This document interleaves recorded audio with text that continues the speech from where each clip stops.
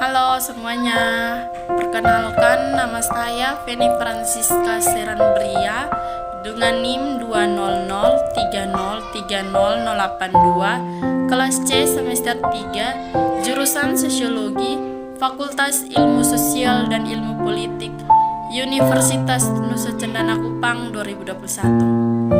Baik, pada siang hari ini saya akan membahas tugas kedua mata kuliah perubahan sosial, review buku kedua dengan judul Paragraf dalam Komunikasi untuk Perubahan Sosial. Baik, saya langsung pada intinya saja. Bab 2 pembahasan 2.1 Komunikasi untuk Perubahan. Memahami peran komunikasi dalam proses pembangunan dan perubahan sosial adalah pekerjaan yang kompleks. Komunikasi untuk pengembangan dan perubahan sosial selalu multidisiplin. Dalam keilmuannya upaya menggambarkan seperti halnya pada berbagai pendekatan dan teori dari ilmu-ilmu sosial dan humaniora, termasuk media dan komunikasi studi, ilmu informasi, geografi budaya, pengembangan dan wilayah studi, ilmu politik, antropologi dan sosiologi. Dalam pengantar ini, kita cenderung merujuk pada komunikasi, perkembangan, dan perubahan sosial dalam berusaha untuk menjadi inklusif, tetapi nama-nama yang digunakan di tempat lain dan juga dalam hal ini volume bervariasi dan termasuk misalnya komunikasi untuk pengembangan intelektual dan atau institusional. Nama yang berbeda dapat menunjukkan perbedaan ontologi dan epistemologi. 2.2 Mendengarkan institusional prinsip tentang untuk demokrasi di era digital. Momen digital yang kini menghadirkan tantangan besar bagi kognitif keadilan. Ketika globalisasi, neoliberal, dan revolusi digital saling mengisi lainnya, peluang untuk terhubung, melintasi ruang dan waktu, menyertai kemungkinan krisis terburuk yang mempengaruhi keberlanjutan planet ini dan kesejahteraan menjadi masyarakatnya. Meskipun semua berbicara tentang ruang publik digital dan potensi demokratisnya, wacana publik sementara sebagai konstruksi, viralitas, dan kecepatan komunikasi digital tidak hanya banyak memberikan hak istimewa kepada suara-suara marginal. Pada suatu sisi, rute politik untuk membuat klaim terjebak dalam angin hiperpolitisasi, identisasi, propaganda, dan populisme, sebuah resep yang sepenuhnya merongrong esensi politik demokrasi. 2.3 Pengembangan komunikatif. Pengembangan komunikatif menggambarkan satu ambisi komunikasi dalam pembangunan yang bersifat tetapi sangat sering dipinggirkan atau hilang. Di dalam kontras dengan istilah seperti CMPT, COMDEV, CSC, dan lain-lain yang cenderung digunakan untuk menggambarkan pendekatan atau subbidang.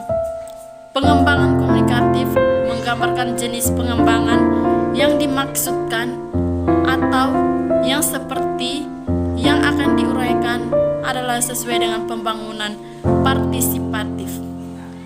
Itu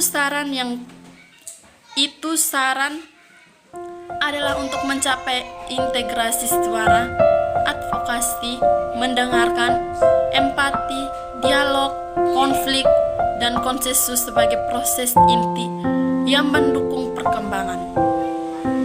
Ini adalah pengingat untuk keduanya yang mengidentifikasi sebagai komunikasi untuk orang-orang, pembangunan, dan mereka yang tidak akan pentingnya dasar empati, krisis, dan dialog berkelanjutan untuk pengembangan yang berarti. 2.4 Advokasi dengan akuntabilitas keadilan sosial. Advokasi untuk mengikuti politik yang terlibat dalam intervensi secara eksperimentasi strategi yang ketika kepentingan politik dapat terlibat dalam intervensi strategi apapun. Dalam kerangka kerja ini, asumsi dan agenda ini tampil di tingkat nyata dari penyajian. Perhatian pada advokasi dibangun di atas integrasi yang berkembangan dari gerakan sosial dan protes politik. Ke dalam studi kami tentang pembangunan dan perubahan sosial lebih mengakui inisiatif masyarakat daripada mempertahankan perhatian eksklusif pada bilateral, multilateral, dan non-lembaga dan yayasan pemerintahan. Penting untuk dicatat bahwa privatisasi adalah tidak monolitik, tetapi mencakup berbagai korporasi, yayasan, dan jaringan komunikatif, serta donor, selebriti, dan dermawan dengan agenda yang bersaing.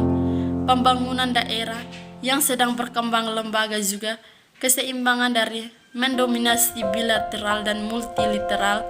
Lembaga-lembaga menunjukkan pertimbangan aktor nasional dan regional yang lebih beragam berhubungan dengan kekayaan dan kekuasaan dalam ekonomi global. 2.5 Kekuatan komunikasi yang lemah.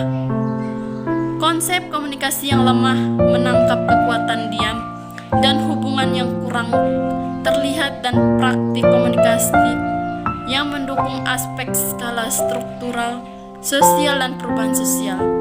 Praktek-praktek ini lemah dalam artian kurang berisik daripada yang lebih utama aliran jenis komunikasi yang mendukung gerakan sosial dan sosial mengubah kampanye.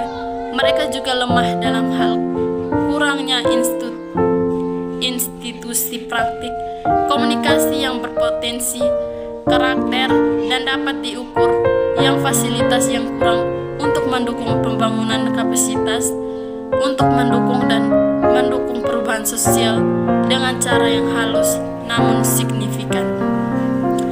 Komunikasi antar pribadi mendukung generasi pengetahuan yang bermakna, pertukaran pengembangan keterampilan, dan pembentukan platform untuk kolaborasi pengambilan keputusan dan tindakan yang selektif, namun itu tetap diabaikan dan diremehkan. Paulo Freire, pedagogi revolusioner, telah membuka jalan bagi pemahaman dialog sebagai proses pemberdayaan di dukungan dari struktur masyarakat yang tidak adil.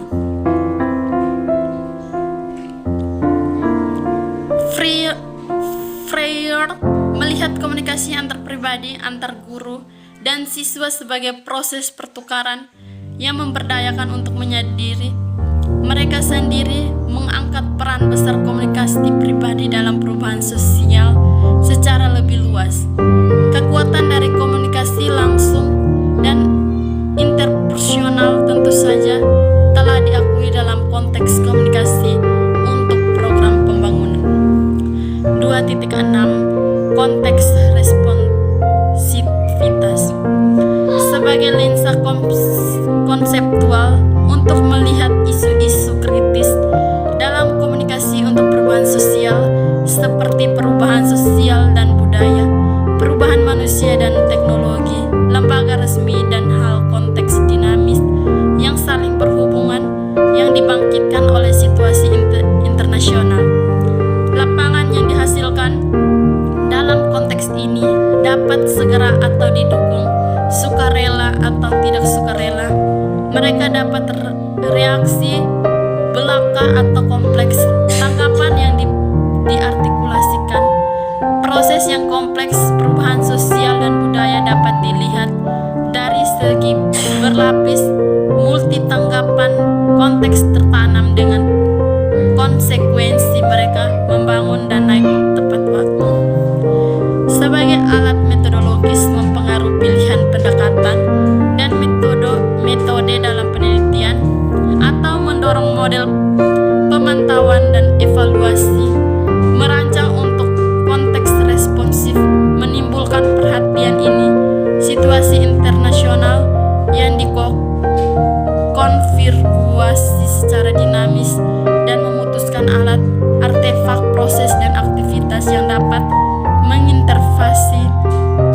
karena sepenuhnya untuk memacu kelahiran baru dan melahirkan pola respon yang berbeda sebagai alat untuk refleksitas sebagai penelitian dan praktik, dan dengan penyuluhan bagi setiap pemangku kepentingan yang terlibat dalam komunikasi